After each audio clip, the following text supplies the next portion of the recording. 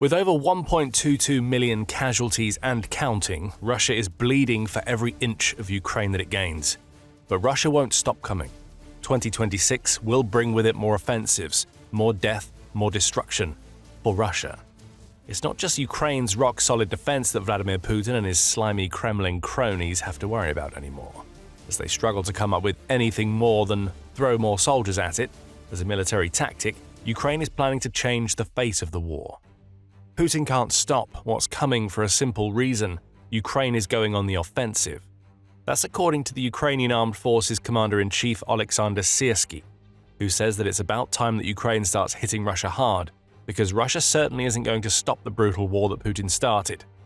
All directions for offensive actions remain the same as before. Only the timing, the number of pieces of equipment, and the personnel numbers change. Everything else remains as it was. They are sticking to their plans.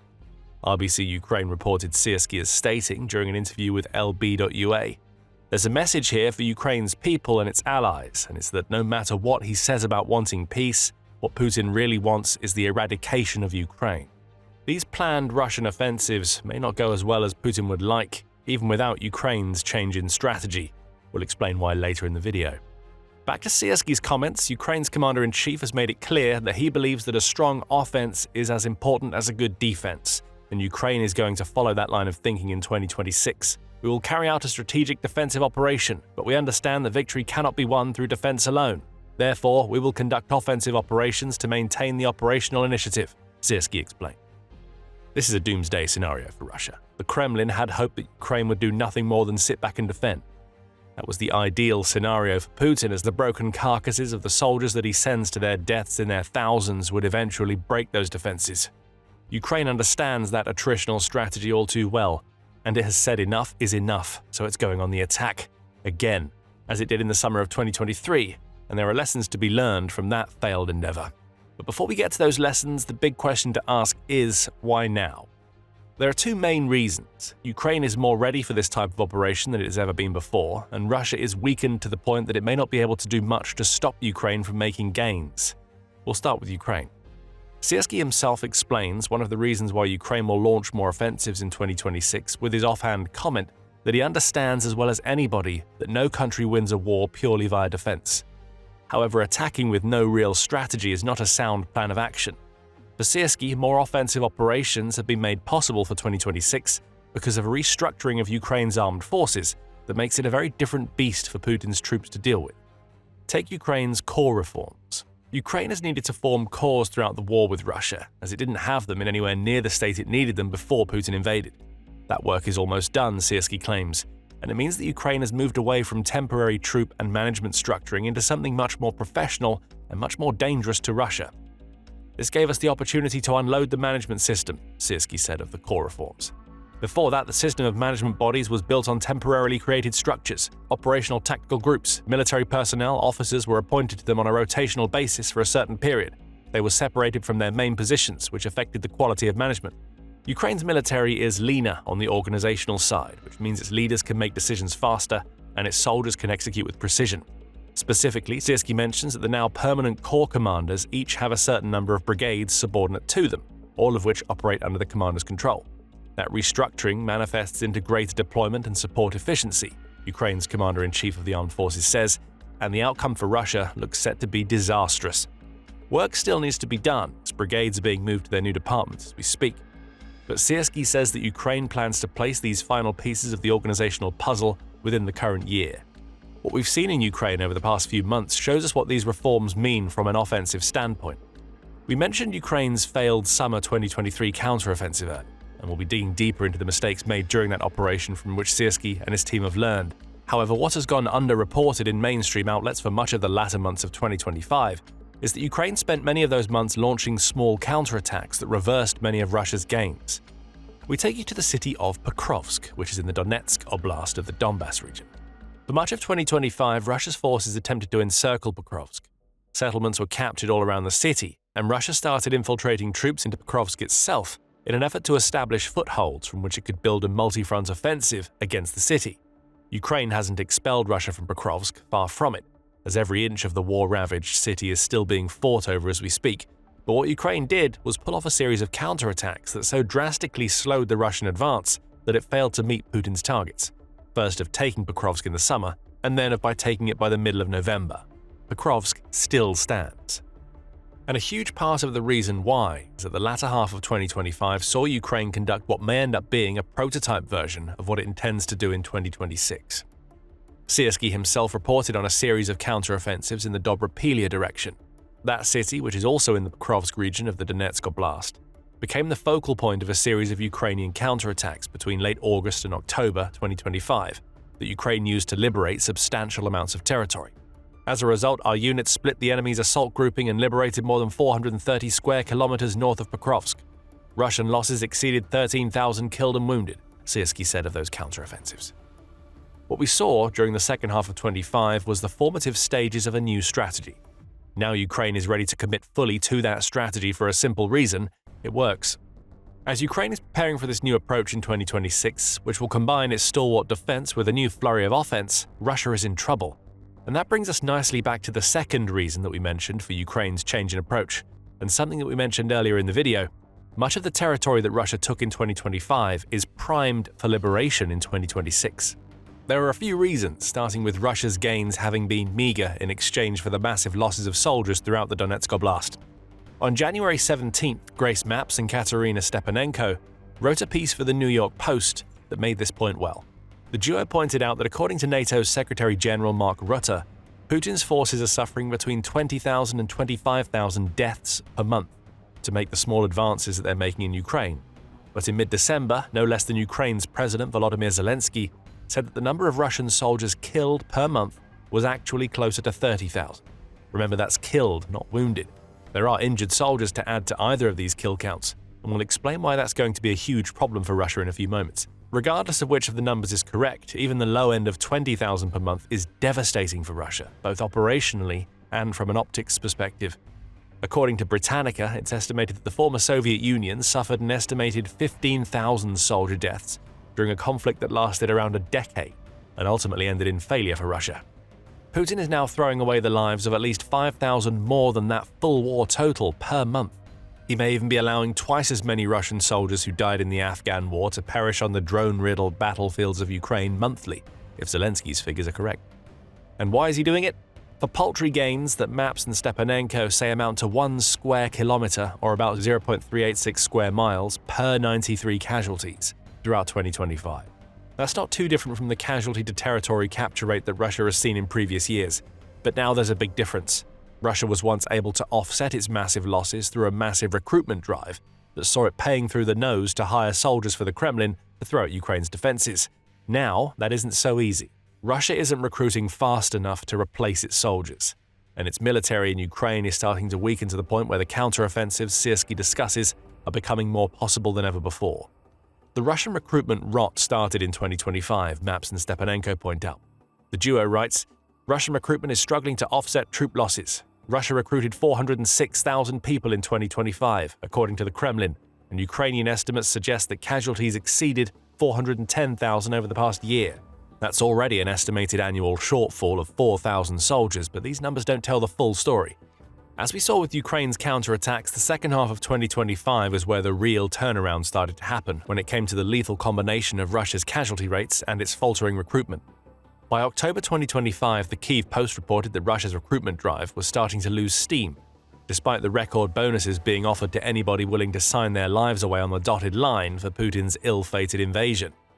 Everyone who wanted to make money from the war has already signed up, the outlet reports Russian recruiters as claiming at the time.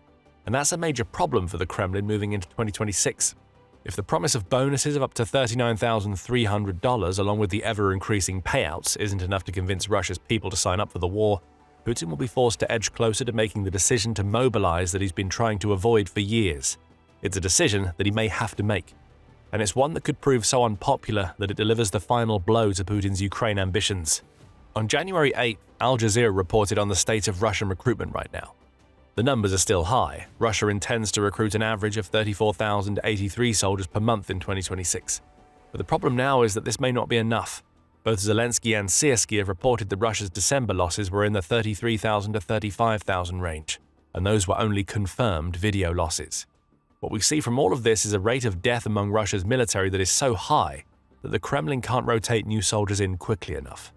This is deterioration by Ukraine's deadly design, and it set the stage for a 2026 that Siersky claims will see Ukraine go on the offensive.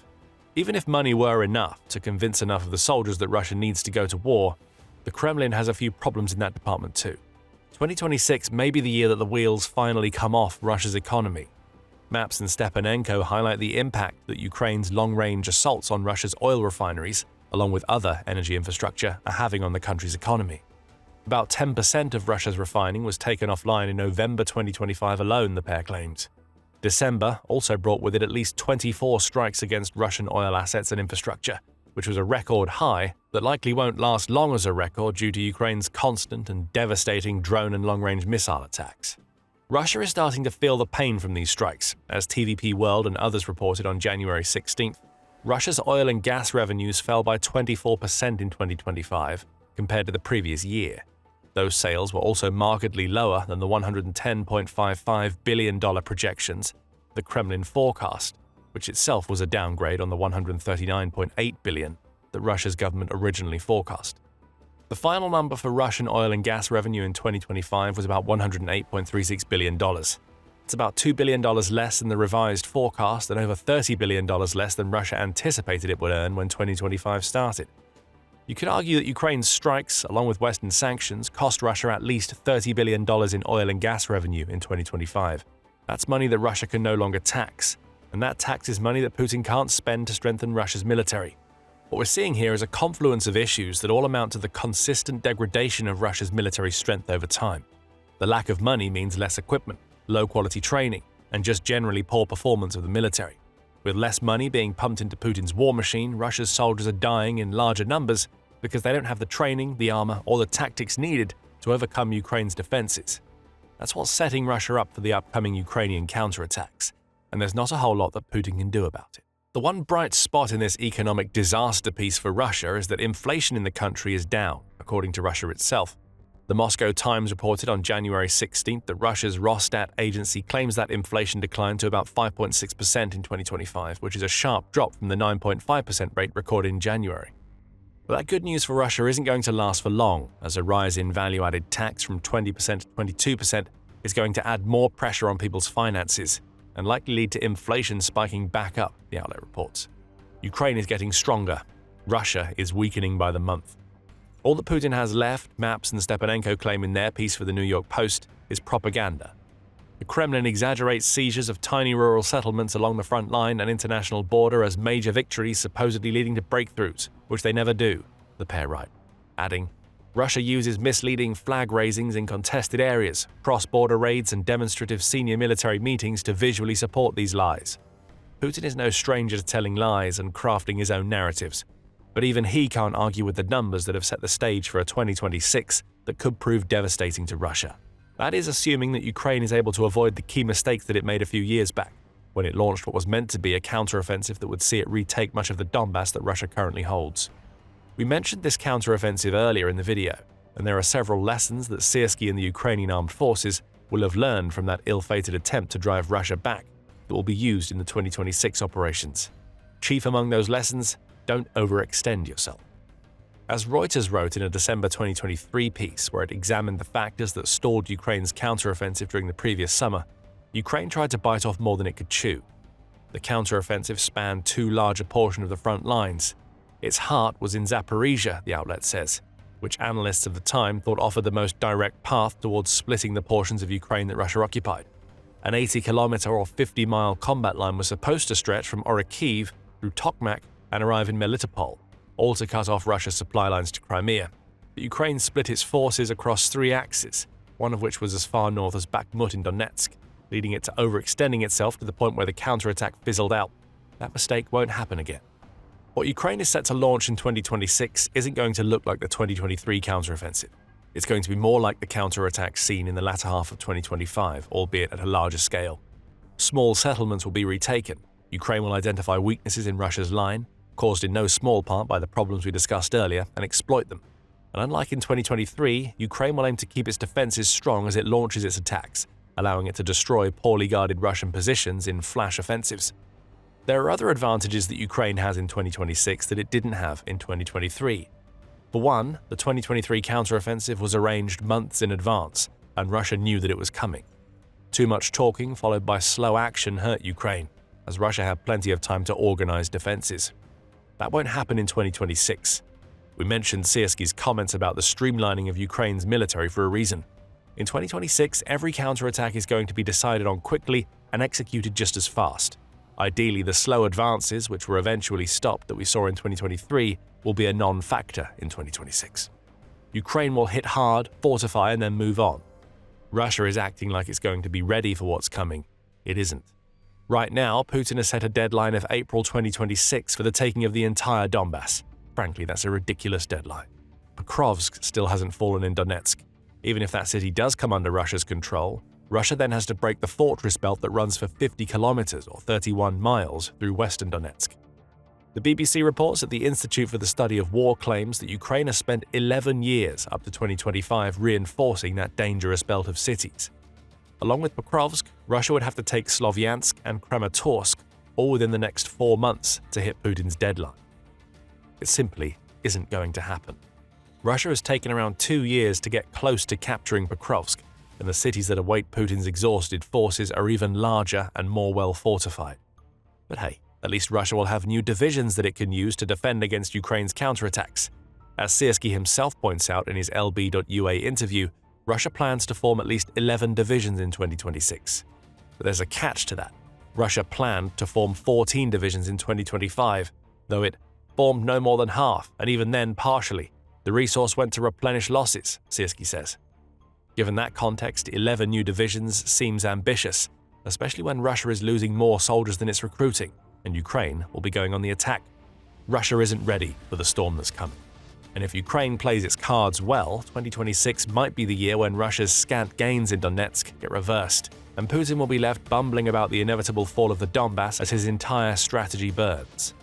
Ukraine also has another weapon that it'll be using to devastate the Russian rear to set up for its territory-liberating counterattacks. Middle strike drones have arrived in Ukraine, and it's already using those drones to devastate the Russian rear. You can find out all about them in our video, and how they're already destroying the very thing designed to stop them. And if you enjoyed this video, remember to subscribe to The Military Show for more coverage of Ukraine's 2026 strategy. And thank you as always for watching.